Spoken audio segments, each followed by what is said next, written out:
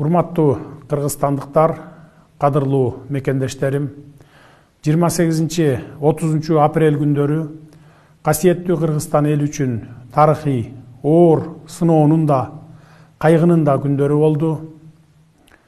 Ыйык ата журтубуздун аймактык бүтүндүгүнө жана коопсуздугуна коркунуч келип, тынч жаткан элибиздин бейпилдиги бузулду. Бирок Кыргызстандын чек ара жана күч органдарынын күжүрмөн даярдыгы, моралдык жактан бийик маанайы жана каармандыгынын аркасында өлкөбүздүн аймактык бүтүндүгүн сактап кала алдык. Тилекке каршы чоң жоготууларга учурадык. Миңдеген жарандарыбыз жашаган жерлерин аргасынан таштап кетүүгө мажбур болушту. Каза болгондордун үй бүлөлөрүнө, жакындарына көңүл айтам, аза кайгысын тең бөлүшөм. Элимдин уул кыздарынын, айрыкча 12 жашар кызымдын өлүмүнө кайгырып, ичимен кан өтүп турат. Ошондой эле жүздөгөн жабыркаган жарандарыбыздын тез аранын ичинде сакайып кетишин тилеймин. Мамлекетибиздин, элибиздин кызыкчылыгын коргоп, жанын берген каарман жоокерлерибиздин эрдигине башым тийип таазим этемин. Жоокерлерибиз Манас атанын чыныгы урпактары, Кыргыздын нагыз эр жүрөк баатырлары экендигин далилдеди. Дарыгерлерибиздин, куткаруучуларыбыздын жана гуманитардык жардам көрсөтүп жаткан ыктыярчыларыбыздын ишин өзгөчө белгилейм.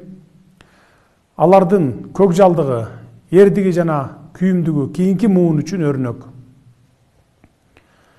Кыргызстандын чек ара жана күч органдарынын айбат көрсөтүп, өз өлкөсүн өжөрлүк менен коргогондугунун натыйжасында сүйлөшүүлөр башталып, бир гана дипломатиялык жолдун зарылдыгы аныкталды.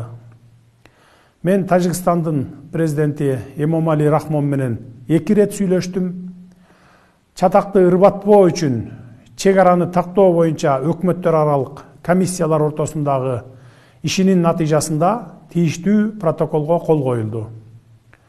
Ушул күндөрү курал жарак талап кылып, Баткенге барууга ашыккан мекенчил жаштардын жигерин туура түшүнүүгө болот.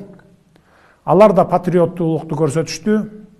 Бирок толук кандуу кагылышууну болтурбоо үчүн жана стабилдүүлүктү сактоо максатында талап кылган жаштарга курал берүүгө мүмкүн эмес эле. Башкалардын катасын кайталаган жокпуз.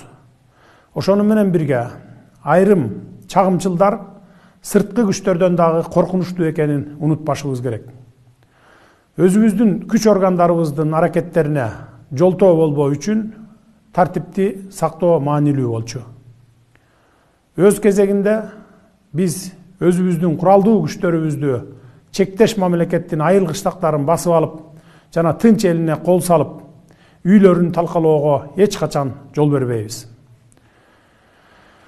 Кыргызстандын чегинен чыкпоого, биринчи болуп ок атпоого бекем көрсөтмө бердим. Себеби чатак ырбаса, эки тарап тең мындан чоң жоготууларга учурамак, 100 миңдеген үй бүлөлөр кайгы муңга бөлөнмөк.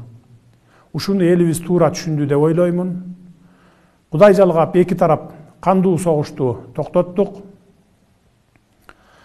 Кагылышуу дагы канча убакытка уланмак, бир жараткан билет. Куралдуу кагышуунун уланып кетишине эки тарап тең жол бербешибиз керек. Анткени биз түбөлүк коңшуларбыз. Ата-бабаларыбыздан калган жерибизди таштап, башка жакка көчүп кете албайбыз. Биздин максатыбыз элибиздин бейпилдиги, мамлекетибиздин аймактык бүтүндүгү. Ушул тапта элдерди жайгаштыруу иши башталды. Ар бир үй бүлөгө кайрылам. Ээлеп келген жайларыңарга кайтыңыздар. Талкаланган, өрттөлгөн тамдарды калыбына келтирүү боюнча иш-чаралар жүргүзүлөт. Эл аралык коомчулук бизди колдоп, ар тараптуу жардам берүүгө даярдыгын айтууда. Аларга ыраазычылык билдиребиз. Мындан ары жаңжалды алдын алуу максатында коңшу же аралаш жашаган айылдарда эки тараптын аксакалдарынан урматтуу сыйлуу адамдарынан турган тынчтыкты сактоо комиссиясын түзүүнү сунуш кылып жатам. Болгон окуяны териштирүүгө тапшырма бердим. Чагымчылдардын жетегине жетеленип кетпейли. Согуш эч кимге жакшылык алып келбестигинин четин эле көрдүк. Мындан ары жергебизде тынчтык болсун.